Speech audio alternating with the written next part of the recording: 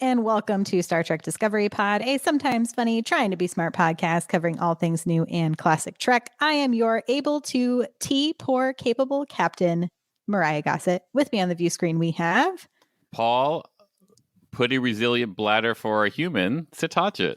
Nice, right. nice.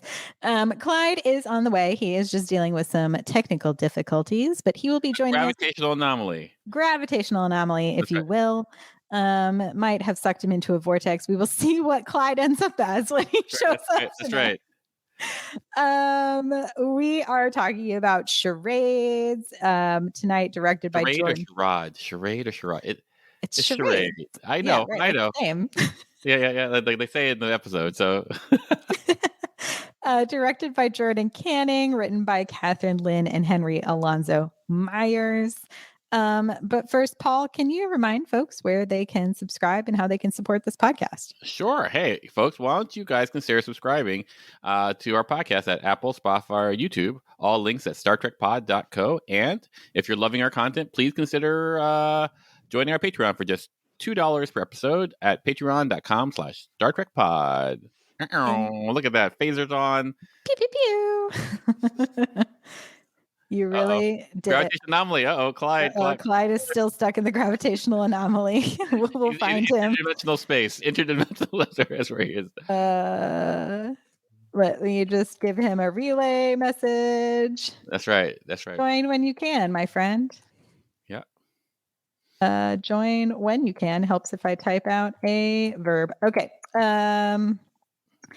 Yes. So tonight we are talking about this particular episode. You can join us in the chat. We want to know, what were some of your spicy thoughts, some of your maybe HFs, your HFs. What are your thoughts about this episode? Or if you have a question or a comment that you want us to pay attention to, you can type capital P, capital O, capital D, capital pod in all caps, and we will keep an eye out for those.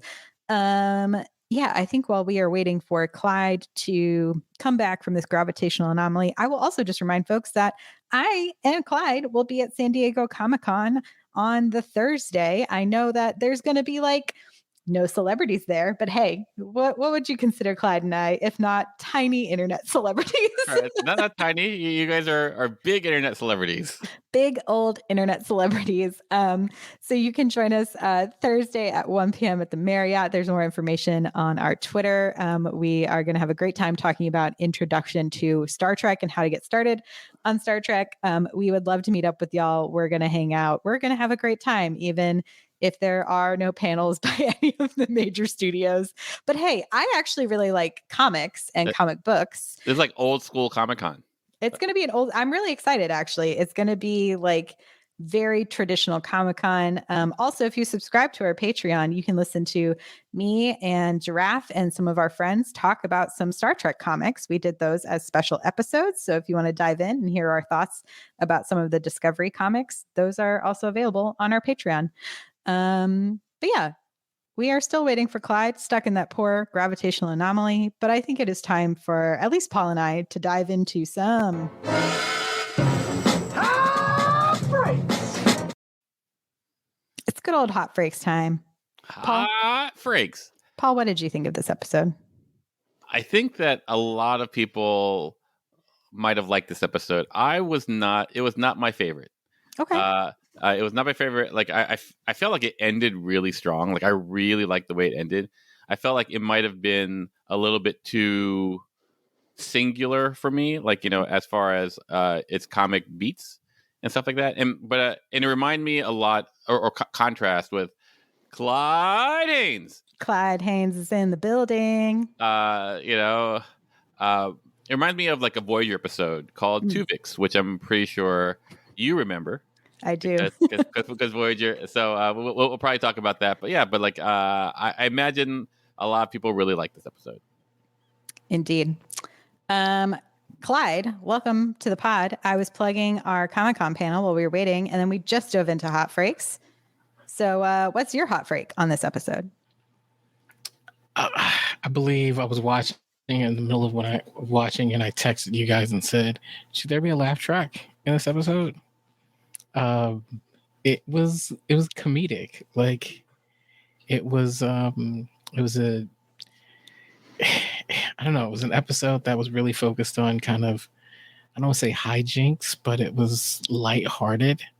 So I'm a little bit split. Like one, I'm like, okay, it was interesting. We got the meat. I don't want to say meat cute, but we got the progression of Chapel and Spock, and I like that probably more than I thought I was gonna like it. To be honest with you, I was kind of rooting for it toward the end. But it just also was just like, oh man, it's your body swap episode. Like there's always one. And so I was kind of like, all right, I'm gonna try and appreciate this for what it is. But the ship didn't go anywhere. I was like, this had no elements of a Clyde fave. No, but I like the romance. I like the kind of the romantic thing, and yeah, it had a mean mom, like a, kind of a. I am so 50-50 on this episode. There are things that I absolutely loved. I loved the birdcage mom parent. Like it felt like if y'all are familiar with the movie The Birdcage with Robin Williams and Nathan Lane, it felt like that whole charade, if you will, happening for that dinner, which I loved. I thought Ethan Peck and I thought Anson Mount were hilarious. I had a great time watching them. I loved the team up between Chapel, Uhura, and Ortegas. Like I loved seeing the three of them together. Give me a whole episode that is the three of them together. I would love to see that. But my biggest, and I will say biggest problem with this episode would be that, like biracial people are whole people, and you cannot split them. And I feel like I thought about it as if, I was texting with friend of the pod, Giraffe, about this episode because I was like, hey, my internal radar sensors are going like, woo, woo, woo, watching this episode. Is it me? And she went, absolutely not. It is not just you. And we were chatting, and I don't want to put words in her mouth, but I said to her, I was like, this feels like if I wrote an episode of television about Giraffe and I said, you know what, Giraffe, you're going to wake up and be white. And then we're going to pretend that you're black for this entire episode instead of just pretending that you're Giraffe, who is in fact a biracial person. And so I had a huge problem with this episode. I had a really big problem with this episode.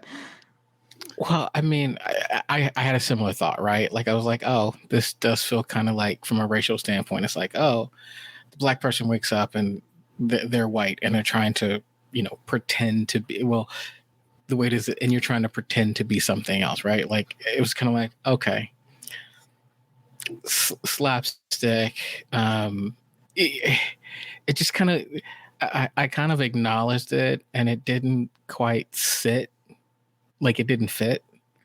I don't know. I was trying to stay positive with the episode, so I think like you, I'm a little 50-50.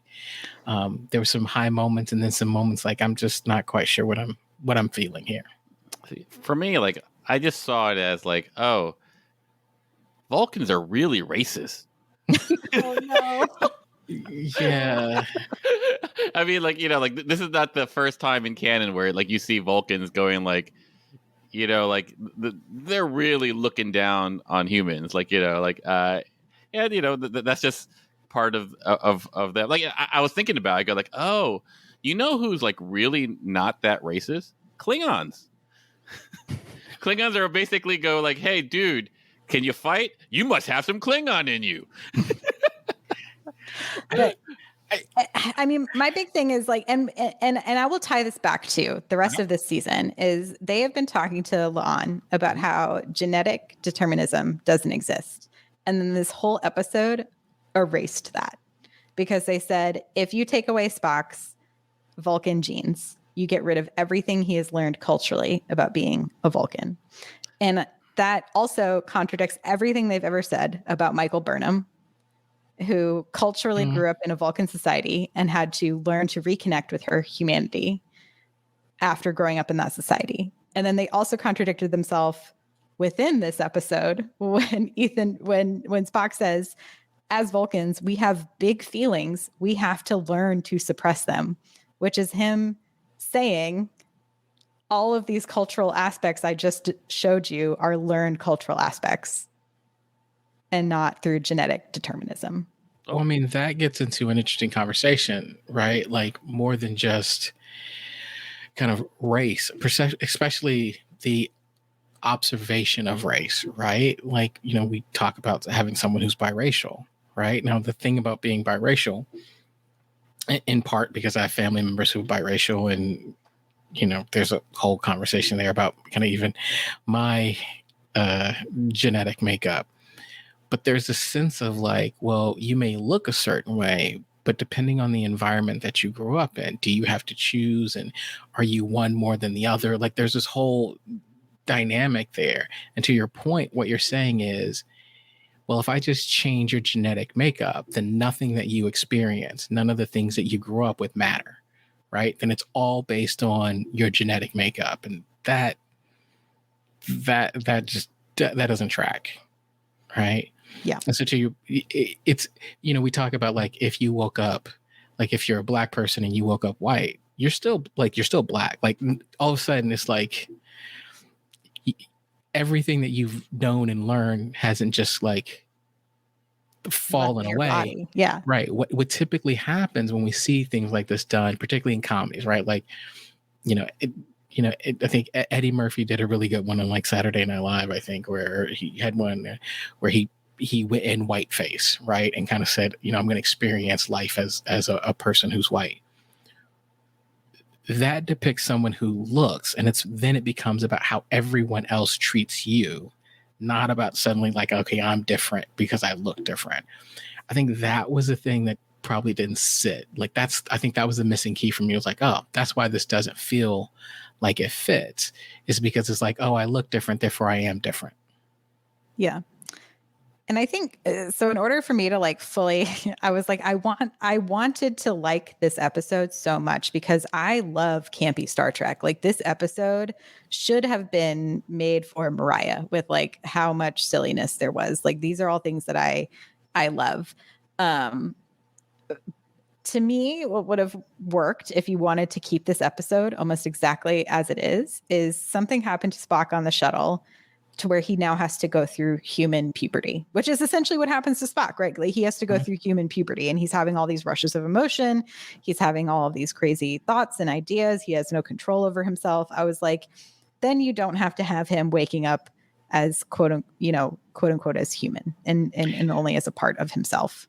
Well, what you're talking about is kind of what we saw with Saru in Discovery, right?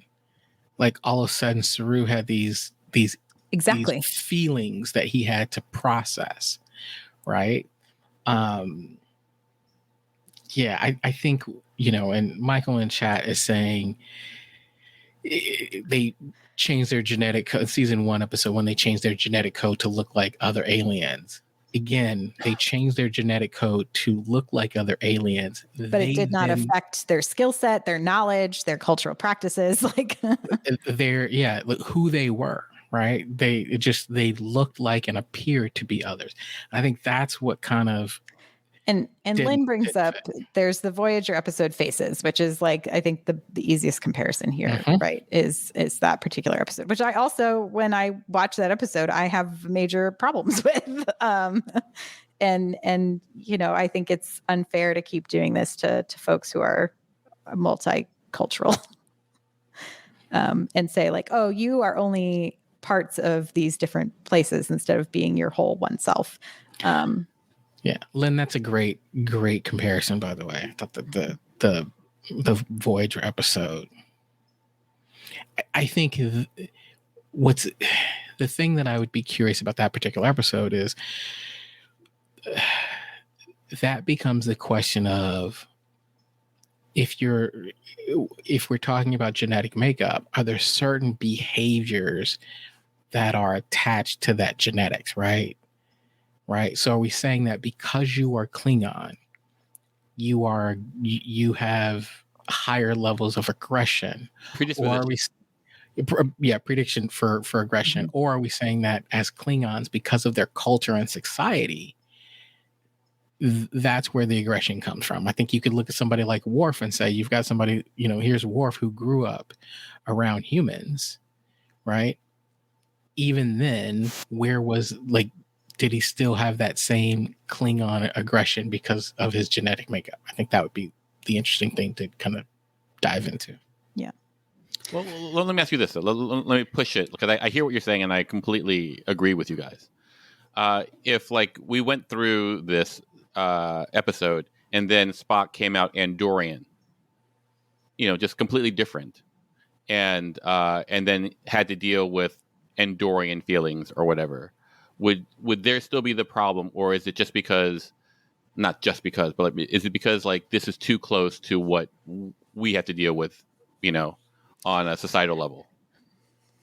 I mean, I think it is close to it is because of what we have to deal with as a society currently, right? And to me, that is what is good sci-fi, is making us sit back and deal with these feelings. And so to me, there could have been a better way to have this conversation than this episode. Like, I think this could have been a really interesting conversation about cultural expectations. And like at the core, that's what I thought they were actually trying to do. It was just the approach was not done in a way that I think is culturally sensitive to the world that we live in right now. Right. And we can, like, to me, this was like the most TOS episode in both the best ways and the worst ways. Like, this to me felt like a TOS episode in that there is a stumble. Like, we've seen this from Spock before in TOS, and like people have had, like, when you go back and you rewatch, you're like, oh, there's some issues here. But at the time, this was really progressive. And I feel like we are beyond 1978. And so it's like, we should be able to find a way to have a conversation about cultural expectations and cultural knowledge and cultural experiences that is not belittling and creating this conversation around genetic determinism based on race. Right. And this was what my experience of the episode was I go like, oh, like, once we get to the dinner and at that point I go like, oh, this is about racism to me. Like, that's how right. 100%. It's about, here is this group who goes like, you're not good enough because you're human. Everything before that, like, I go like, oh, and I kept on comparing to the Tuvix episode, because like I felt like that was a really interesting blend of like Neelix and Tuvok, and it felt organic to what that episode was doing. Whereas going like, oh, here is this blend of these two people, and all of a sudden everyone's concerned about splitting them apart, and then this new person goes, I don't want to die. I thought that was a really good way of like, hey, I'm more than just the two people that I came. Like, I'm a person. You're killing me. And at the end he goes, I forgive you. So I thought that was a really good thing. So like I sort of felt like if Spock was just Spock, and in a human body, would there be any problem? Like, because the episode would still work, right? Like, you just did. He's still Spock. Like, except now his hands can't hold the pot. Maybe. But Amanda can hold the pot, so it comes back to, it's a learned cultural practice. Well, like, and so like, but Spock doesn't have the, right. So like, like, to me, like, it was a choice to go with hijinks that kind of subverted, like, if like in my mind, right? I go like, this is a racism thing. This is about how someone in this particular case has more power, and like, looks down on this other group, and like, has these unfair expectations or whatever, the preconceptions, blah blah blah. And I go like, oh, they really stumbled in the first half because they went for the comedy. That's how I saw it. Like, I go like, oh, why is he acting this way? Why do we need this adolescent kind of emotion thing? Aside from aside from the comedy of it, which can be funny. Anyway, yeah, no, look, I don't want to take us too deep down the rabbit hole, but I think this is a fair conversation, right? And I think this is one of those episodes that I think people have every right to feel like, wow, I thought this was great. Like, there are people who are saying this is one of the best episodes. I'm not going to argue with that, and I'm not going to say that this wasn't the best episode for you. I think there were some absolute comedic moments. Paul, to your point, I enjoyed the second half of this much better than I enjoyed the first half, because I thought once the parents arrived, it got really interesting for me. Seeing Spock with his mother 100%. was just incredible. I love that Amanda. dynamic. Yeah. And what he started to learn from interacting with her and being able to see her experiences, that to me was super rich. And I was all for that. And I was like, I really need more of this. Seeing T'Pring, right? Because I Oh my think God. Can we talk about T'Pring's outfits in a minute? Because holy crap, they are incredible. Right. But I also look and I saw 3 hours. like 3 hours though. Yeah. 3 hours. Well, I think it was interesting because we always see T'Pring as kind of, I'll say it, a little harsh with Spock, right?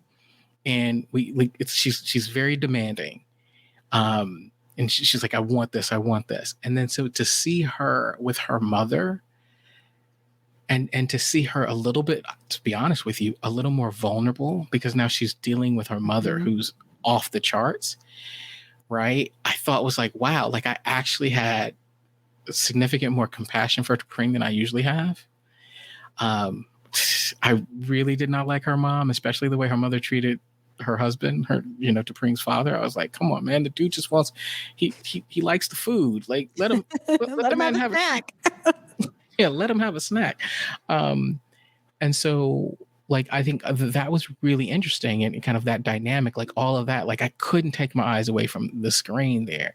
And then to your point, and then to see the chapel journey, right? And that dynamic, and then the dialogue, like the second half of this was phenomenal to me. Like I was like, okay, now you've got my full 100 divided attention. The hijinks was the hijinks for me. And it just kind of, like to me, if I just watched the second half, I don't know that I needed the first half. Like that's what I'm saying. Like it just didn't quite fit to me. Yeah, like there was something that was really interesting, and that I've never seen in any versions of Star Trek where Spock has empathy for his mom. I've seen him love his mom. But like we've always been concerned about how Spock is like, oh, I've been ostracized. Oh, poor little Spock in Vulcan, and everyone picks on you, blah blah blah.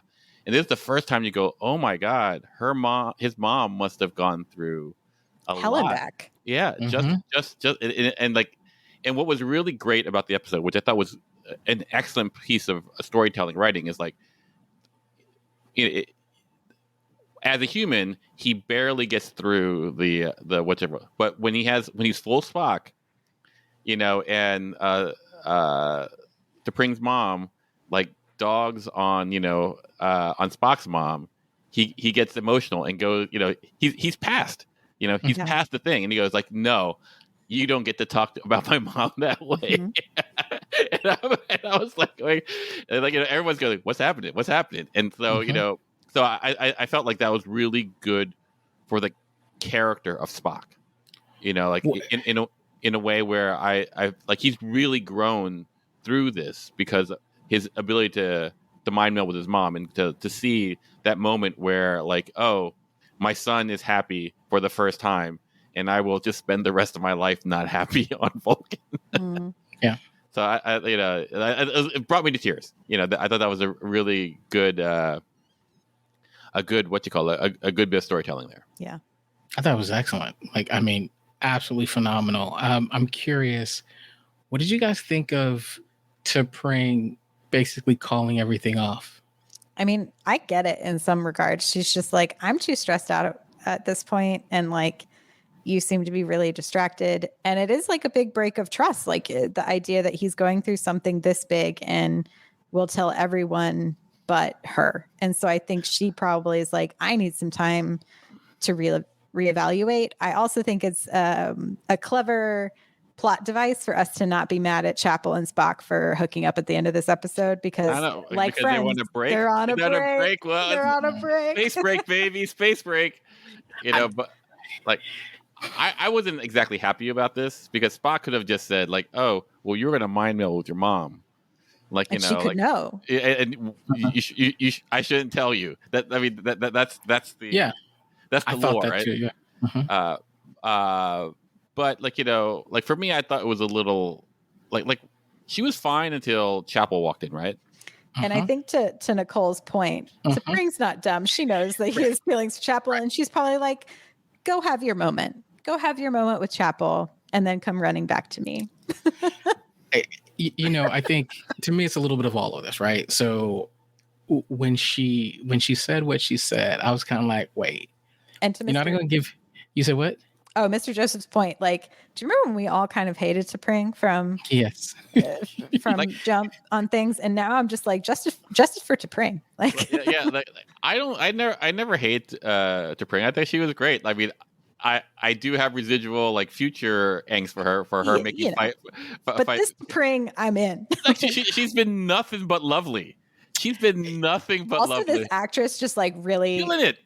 So the actress is killing it. Like the actress is killing it. Like I think she's phenomenal. I thought she's been a little bit tough, but so when she says, "Hey, you told the whole ship, but you didn't tell me," my first thought was, he kind of couldn't, because you were gonna mind meld with your mom. And I'm also looking at him and going, but wait, don't you understand?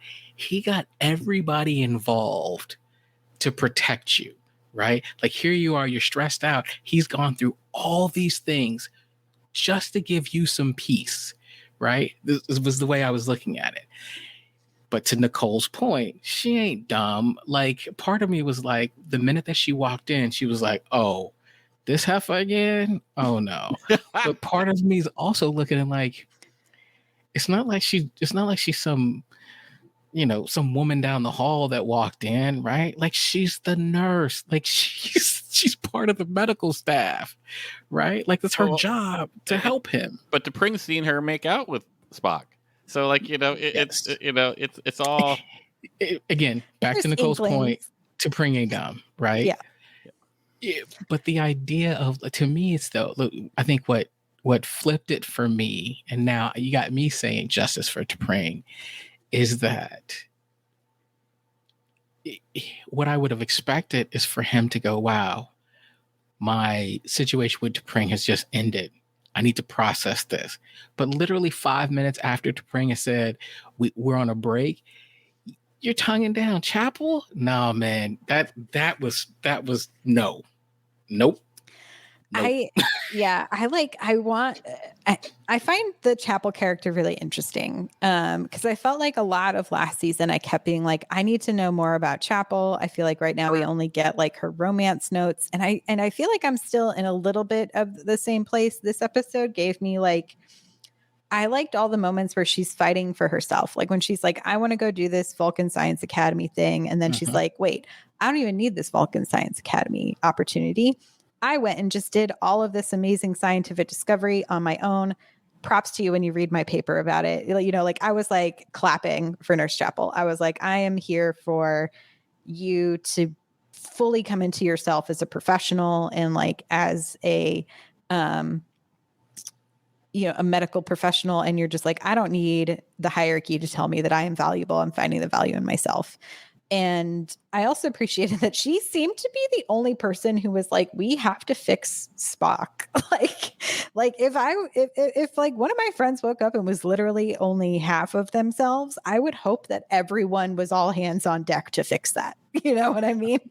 So I was glad to see her like be this force for charge. I wish I saw some of that charge from other people around her. But I also am a little... I'm gonna hold some opinion until we get to the end of the season, because I try to know that we don't get as many episodes as we used to for character development. I want to see her develop outside of the confines of a romantic relationship. Yes. Would you like a Paul prediction? See what? Would you like a Paul prediction? It's like a Myrriah prediction, but like a Paul prediction. Yes, let's hear a Paul prediction. So, like, if you're gonna marry canon with like our TOS with this, right? What I'm thinking is like Spock and her will have this great romance, and then something happens to Spock where he forgets it. Interesting. Like, permanently, and so that's why in TOS she's always after Spock, and like and we don't have the perspective of why that is. I mean, perhaps I think I mean, I think the only person who could really do this much damage would be Peanut Hamper. Boom, Who boom. could come in and erase all of these memories. Strike. Oh, you got me. No, I'm with everything that you guys are saying. I really would love a Chapel centric episode where we get to see her, and to your point, Myrriah, maybe it's Chapel, Uhura, and Ortega's, right? Like maybe we get to see them do them. Yeah. I loved watching them be like, girl, just tell this crazy blob of an alien that you have feelings. But I was also like, she could also just say, I'm his doctor. And I think that like, also would have worked. There's a lot of ways to go. But I also, and I loved like that sense of empowerment where she was, it felt like at the beginning of the episode, she's like, I need this Vulcan kind of, what is it, the internship, like I need this because I'm trying to validate myself, I'm trying to show this, and at the end of it, like this sense of self that's like, no, like I'm out here doing all these things. And he's like, wait, what? You had your chance. Like I love that. And again, look, so something you got to know about me. I'm not really a fan of Clyde people. Haynes reveal. Listen, I'm not really a fan of people in relationships being with people outside of their relationship, right? What? So it's kind of a non-starter for me. Not an adulterer? Oh my god. No, so it's kind of like, so I'm all for like if you feel like you want to be with somebody else, then stop where you're at and then go over there and do that.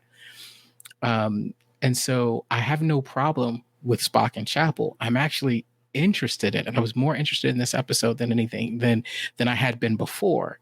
My issue was that kiss, that whole thing would have been great next week. I could see that. Great next week. Space. Although I'm really enjoying Stress VK's prediction here. I predict Chapel will drop Spock and she'll have a fling with Ortegas, and that will allow them both to move on. I would not be mad at that. I think that could be possible. Not mad at that. Be possible. What did y'all think of Pike's cooking in this episode? Also, I loved all of Anson Mount's facial expressions throughout this entire episode. he was the best straight man. Oh my god! And as far as cooking, you would see that in like Scandinavia cooking right now, like straight out of Nomo. That's right. I mean, I feel like because it feels like there's not a lot going on, like we don't have this big bad that they're fighting yet. I'm like, there almost needs to be like a webisode where you've got like the Pike cooking show where he's just like cooking. I need the cookbook. I need the video demonstrations. It's like I'm waiting for somebody to step onto the Enterprise and say, oh, Captain Pike, I've been watching your podcast and it's amazing. Like, can you sign my cookbook? Like, I mean, because his stuff is just my cook pad. Like, I mean, I'm looking at this stuff and I'm like, yo, I'm almost expecting Paramount to put out a Captain Pike. Oh, that's like recipes at the end of the season. Like, I think that'd be great. Like, a line that I had a hard time with was like, oh well, I put some salt on the dish because Starship run hotter than a Vulcan kitchen. It's supposed to be fucking hot on, in Vulcan. How high is that starship running? Like, there's a breach in the warp core or something. That's. I actually like that line because really cold. I was like, no, it's like everything. Because when people say, typically, look, I do like to cook. When people say, oh, it's too salty, it's because you made a mistake. Right? It's like, oh, you slipped. This too much. But he said, oh, it's a little salty. And he said, no, that was purposeful. Here's the reason why it was like that. And I was like, you go ahead, Captain. You tell them. Don't let these Vulcans come into your kitchen and check you on your recipes. You let them know what's up. I was all for it. Yeah. I loved all of the costumes in this episode. Seeing the updated dress green, kind of robe look on Pike that we've seen on Kirk in so many episodes was like chef's kiss, if you will. and the Starfleet issue beanies. Oh my god, they're amazing. I saw someone. I want one of those. I saw someone on Twitter who was like, they should have put him in the Spock helmet because then it would have been canonized.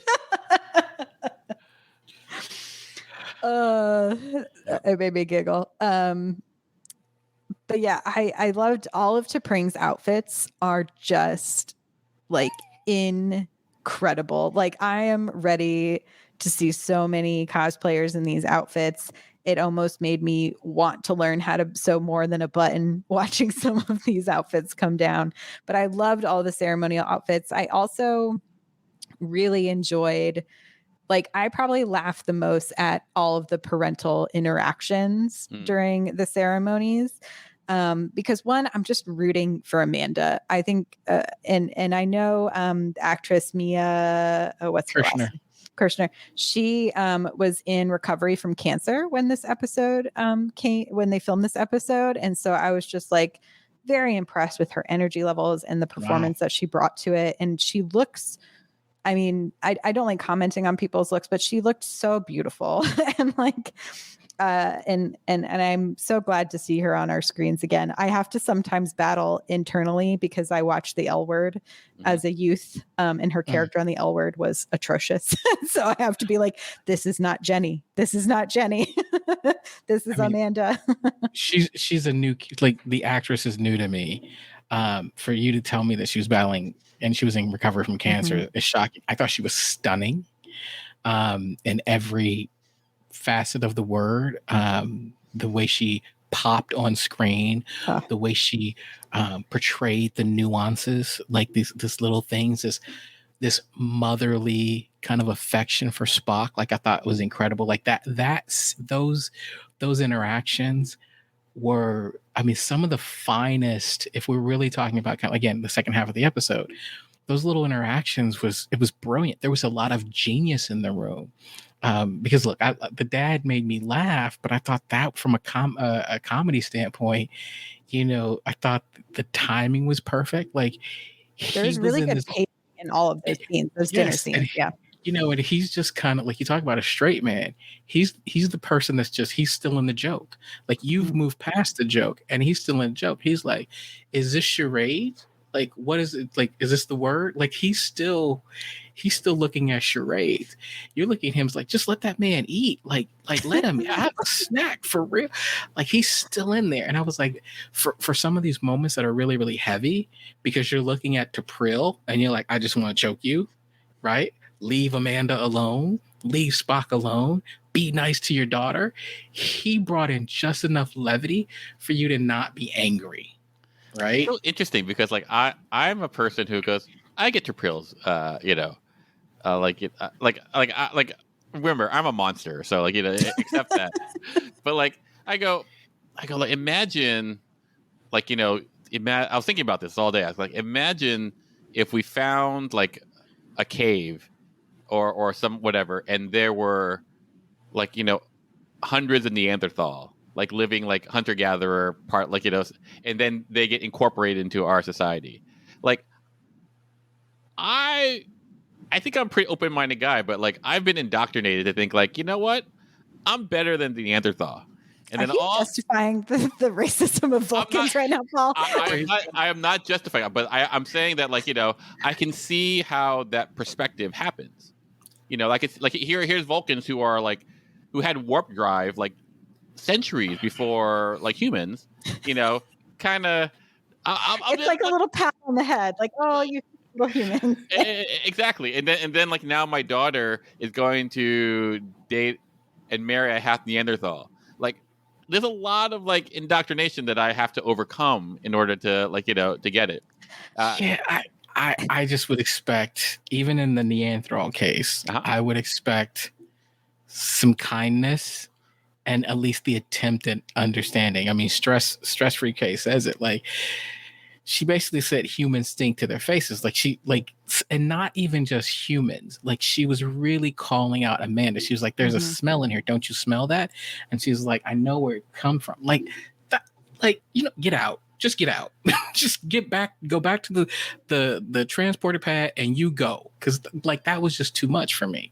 And it just kept going and kept going and kept going. Yeah, to me, I go like, that's me visiting my mom on Sunday. Oh wow, Paul. Like and maybe I've grown such a thick skin that I can hold like a Vulcan teapot or whatever. But it's just interesting. Like I wasn't offended by that. Like I there's a certain candor in it that emotionless candor, and I have been called a robot, and maybe this is why. I mean, I think to me the only redeeming quality to T'Pril was that I think she genuinely wants the best for her daughter. 100%. Her methodology is her methodology is flawed, gross. but It's gross. It's gross. Yeah. Like we could say it's gross, but it's not something like I don't know or I haven't seen or I haven't experienced. Not I've seen this. It's not the preferred way that I would like to deal with humans, but I do feel other humans do this to other humans. It doesn't require this space alien race to be a dick. I know, Clyde. I know it's hard for you. I can see that. Here's the thing. I'm just trying to decide how much of myself I'm actually willing to share on Clyde a podcast. personal moment. Personal moment.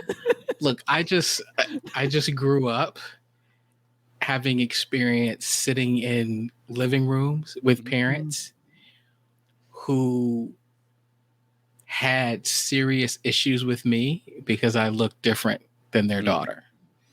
So this is always going to be hard for me. Yeah. Right. Yeah. Being there and smiling and trying to show how qualified I am. Right. And how well-mannered I am. I'm looking at T'Pril and I'm just like, ugh. I can't. I'm not gonna give you any slack. I'm not cutting you. I hear you. I hear you, buddy. I can see that. I wonder if if this was a show where we got 22 episodes, we'd probably eventually get the T'Pril backstory. You know what I mean? And I wonder if redemption arc, maybe a redemption arc. It's maybe she originally fell in love with someone who was not of her class and she didn't get to, and so now she holds this deep, seated, hatred for anyone who actually gets what they want out of love, and all of that could be potentially possible. But yeah, crazy rich Vulcans, baby. So I gotta say on the other thing, let's see if I can find it. I mean, honestly, a great comparison. Listen, for the dinner scenes. Yes, that's right. Can we just give a shout out to Mbenga for the incredible work he did with the cosmetics? Because Nicole, again, I was just wondering if those ears were gonna fall off, Spock's his ears. I was it was funny. I wonder. I was like, oh, did they just grab the extra ears from the makeup trailer? To hand over. I was throughout everything, he's worried and sweating, and he's holding on to the pot. And in any other kind of comedic form, you would have seen the ears start to peel. At least one ear peel a little bit, and he would have been just like. I don't know if it's because I recently rewatched Mrs. Doubtfire, which, by the way, does not hold up very well in a lot of ways. In a lot of ways. You're oh, the mom has a lot of really good points. Yeah, no. You're she just wants him to have a job. But yeah, it is that moment of what is the comedy of errors that's going to happen when you are in disguise. And we got mostly just the emotional disguise, which again goes back to, anyway, I was I'm trying to be positive, you guys. Yeah. It was this was my emotional cycle of watching this show, and this episode was I was I am having a good time. And then the reality of what was happening would slap me in the face. Yeah. And I was I don't know if I can enjoy this. Well, I had a moment when I was watching it and I was going, okay, so here's the trials, right? Pour some tea. Shut up and listen for seems like a pretty 30 seconds. It wasn't that long. Yeah, just hear a lot of and pretend to get a memory. Was it really that hard? Was it really that And we're all humans saying this. Yeah, that's right. And I'm going human Spock, are you really having that hard of a time just to go oh, my mom shared a memory about her her buying turnips at the market. I don't know, but it didn't seem that hard. And so when T'Pril goes if you were a human, I couldn't figure you wouldn't be able to do it. I'm going what? Because Amanda literally goes through and does the whole thing to demonstrate it to him. Exactly. I'm going like, which goes back to my point that it is not genetic determinism; it is culturally learned. which goes back to my point: racism. Yes.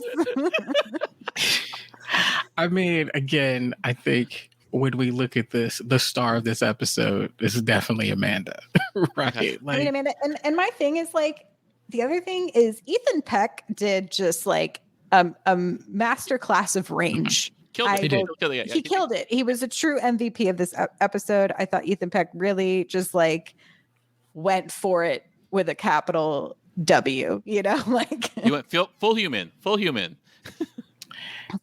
I did want to just like mention, and I don't want to be like the downer parade, but I know a lot of people view Spock specifically as a culturally important figure in like the Jewish community. And I've seen a lot of people online, and I'd be remiss if I didn't mention it, that were very upset that he went ham on bacon. Like he went really intense on bacon, and a lot of people were like, you're really going to take this like trope with like a character that is seen as like, anyway, I don't want to be I'm like I don't understand that, because I mean I like bacon, and I can completely understand if you're eating bacon for the first time how you might be excited about bacon. Maybe I missed that. Like I was like, well, it's not kosher. That's the problem. Yeah. Well, right. So I have friends who are Muslim, and when they accidentally eat pork, they're like, "Oh, I did it! I got secret pork. It was so good." Because like, you know, if they don't know, you know, like it was an accident. Like the reaction seems to be consistent when I see people who don't eat pork, who get pork. But I totally understand what you're saying, Myrriah. Yeah, it was just like I saw people talking about it. I was like, oh, I didn't even clock that. Like, I appreciate when people point out these things in spaces where I'm like, oh, I had no idea. Thank you for educating me. In the same way, like when I was having my alarm bells going off, and Giraffe was like wonderful enough to be like, hey, here are the feelings I'm having as someone who's biracial, and here's why I have a problem with this episode. But her and I texted for a long time because we kept being like, it was well directed. There was beautiful costumes. We thought the acting was fun, and there was fun parts of this episode. It's just like, it sucks when something that you love and you want to love takes a swing in a really wrong direction. You know, and yet you're still friends with me all the time, Paul. All the time. But yeah, I had I thought, I wanted to go back to Uhura and Ortegas and Chapel, because I thought that little team up made me so excited, and I want to see more of those three together on all kinds of adventures. Like that to me was some of the most exciting parts of the episode, of like things that I want to see going forward. Go ahead, Paul. For me, like what I learned watching the three of them, I go like, oh, they're space burgers and space hoagies. Like, you know, at the bar when they ordered, you know, what they were eating, and then like Chapel comes in, and I go like, oh, I've never seen a Star Trek space burger before. I've never seen a Subway sandwich. And well, there's the scene in Discovery where Una comes in and orders a burger on Discovery. Do I remember that? It's like her she only real scene. Asks for Chili's. It's like this really fun character moment for her. It's like one of the. Do we see the burger though? We do. She takes a big old bite of that burger. Oh, okay. Well, I must have missed that. Well, there you go. That was her introduction scene. Okay. Yeah. Okay. I would say when I thought about the three of them, the thing that really stood out to me was friendship. Yeah. Right. Yeah. Like, it's easy to look at this crew as people who work together. Like these are colleagues because they work together. But that interaction felt so familiar, right? Like, hey, these are my friends. And the way they interacted, and I don't know that we've really seen them interact in almost like an off-duty way that was really like, because this was an interesting, from a costume standpoint, we saw a lot of people out of their uniform. Downtime. Yeah, a lot of downtime. And so they're hanging out and we're seeing them. And then like to your point, Myrriah, earlier, like they're sitting there and, both Uhura and Ortegas are like, they're sitting there like, if she don't tell this blue blob, like what we Yellow? already know, or yellow, like, come on. Like that was like the way they were talking to each other. I was just like, wow, it's great to see this, what I interpret as a very rich friendship. Right. And I think those are the moments. It's like anything else. When you're watching something, you're like, wow, I can see this deep friendship. When they're in peril later, it makes sense. Like, I think that was the issue that we had in Discovery when Ariam died, Mhm. is that they sprung it on us and everybody's like, oh my God. And we're like, didn't they just introduce this character like 15 minutes ago? Like, why are y'all so upset? Like, we ain't seen this person all season and now y'all are freaking out. I think what we're seeing now is if they put us in a situation where they've got to save one another, we're going to feel it in a way that we haven't felt it before. 100%. Yeah. And I think too, with like, we kind of know the outcomes we know the outcomes for Chapel and Uhura. And so it's like, we then have this question mark about Ortegas. And so I think it's like, as we develop these relationships, like, what are we going to see as the series continues, and like some of the stakes that get raised for those characters specifically. So I also have another question / theory. Paul theory time. Paul theory time, sponsored by Peanut Hamper. So we've made the assumption that we are in the TOS timeline just before, but like, is that correct because of like what happened in episode 3 of the season?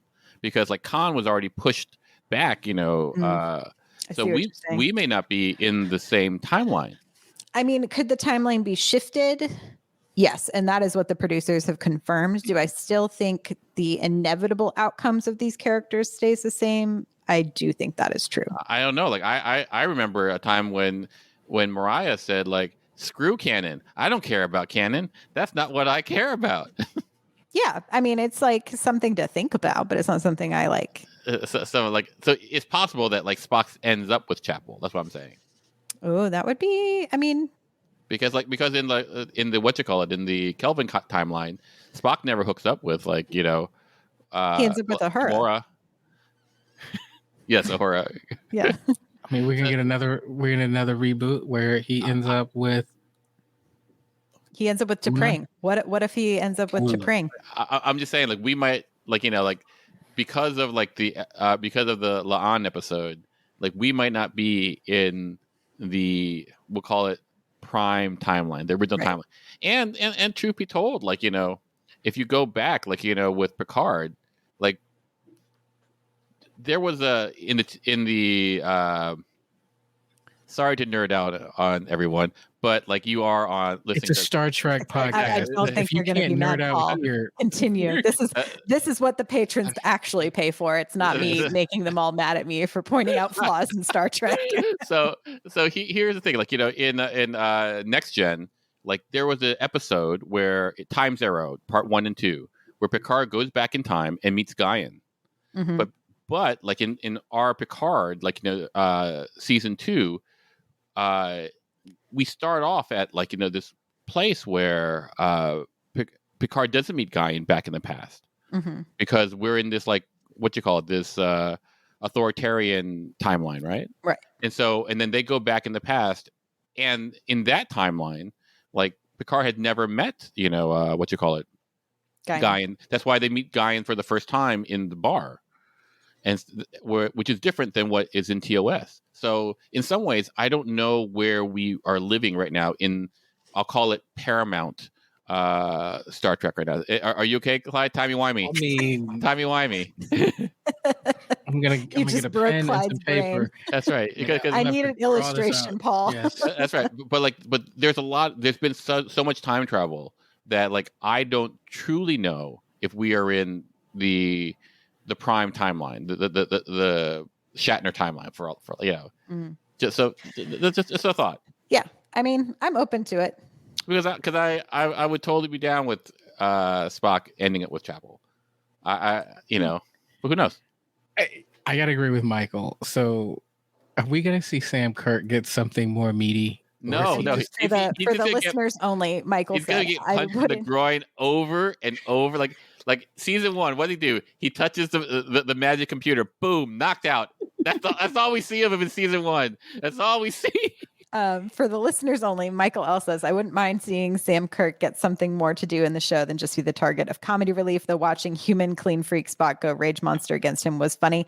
I also really identified with clean freak Spock. I am that person who's like, if the kitchen is not clean before I go to bed, I cannot go to bed. Paul can attest to this. I've lived in the same house as Paul.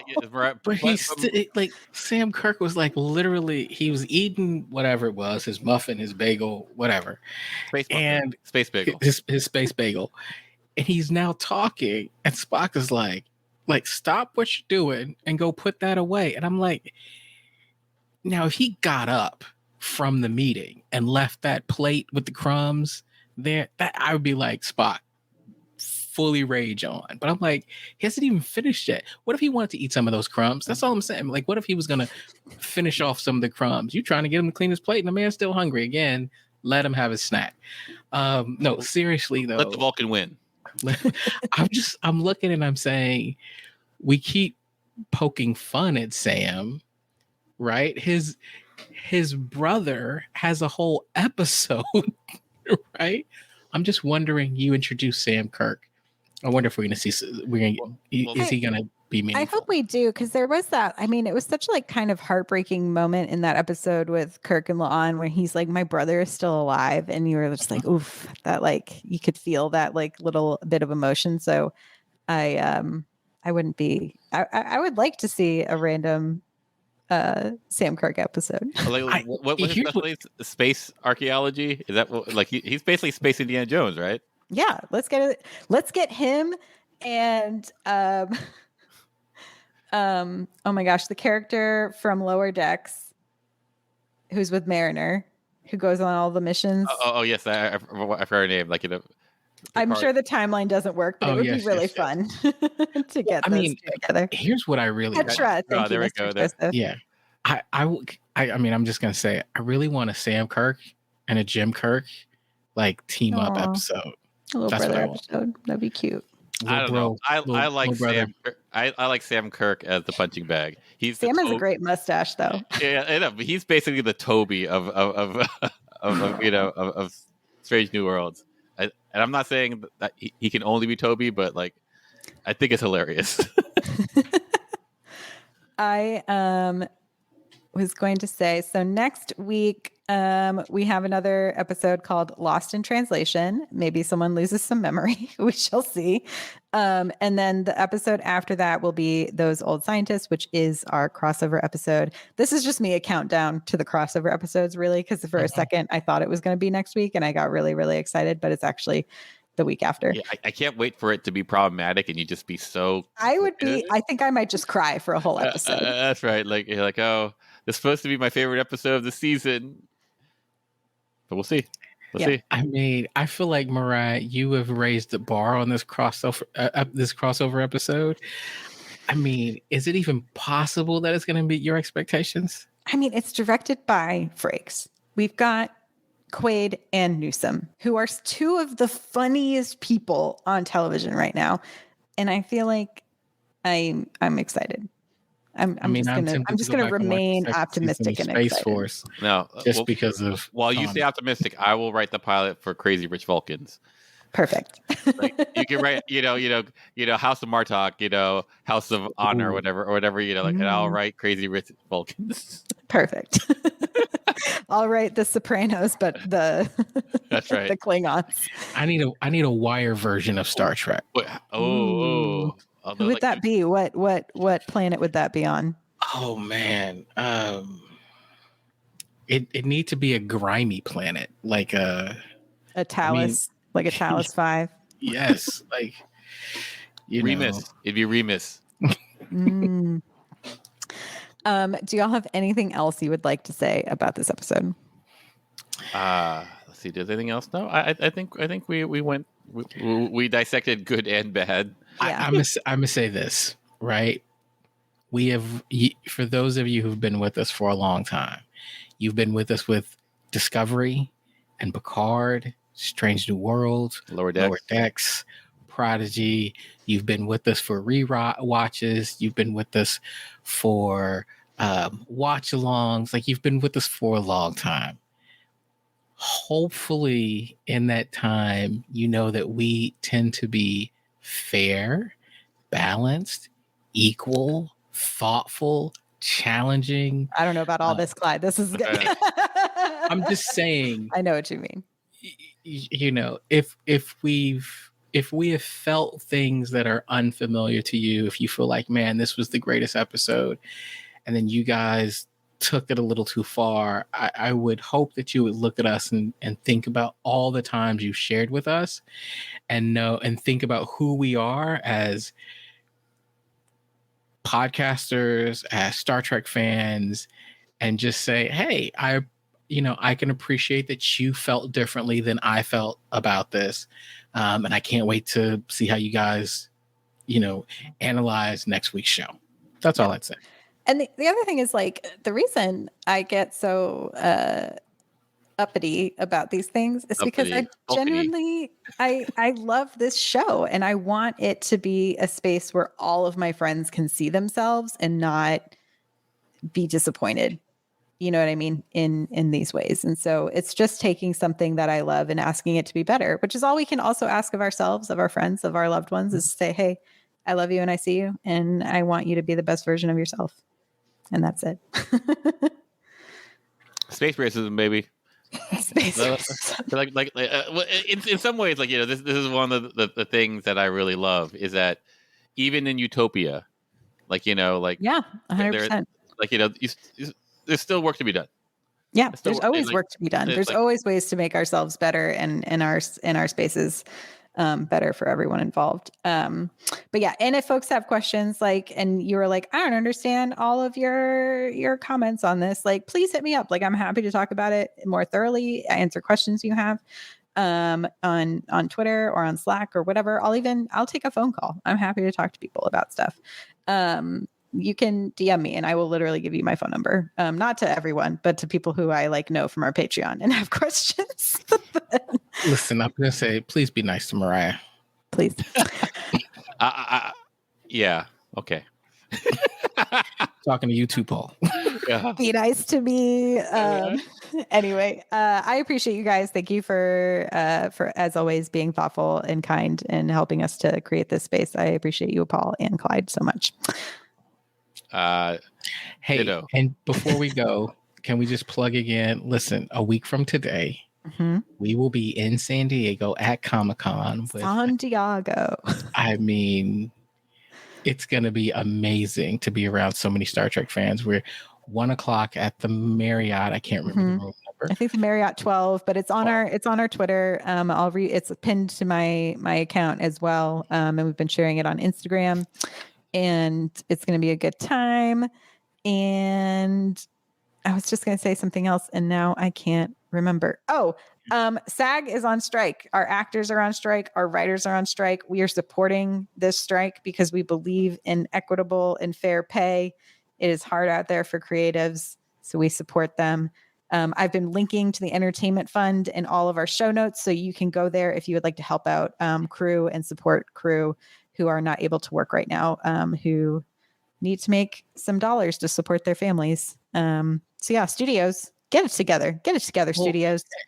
And I just want to say, as someone who is not in this industry, but close to someone who is, it's more than, so you may hear the writers are on strike, the actors are on strike, and you're like, okay, well, that's them. This affects everybody. There are people who are getting laid off who aren't actors, who aren't writers, but they support those that industry. They support those people. And so it's kind of like, wow, for instance, if the writers are on strike and the actors are on strike, who you don't need? Makeup artists, right? Costume designers. People can't show up to set. Yeah, I've got friends who are editors, and they're saying, look, I can't edit, I can't do my job if the writers aren't writing, right? And so I just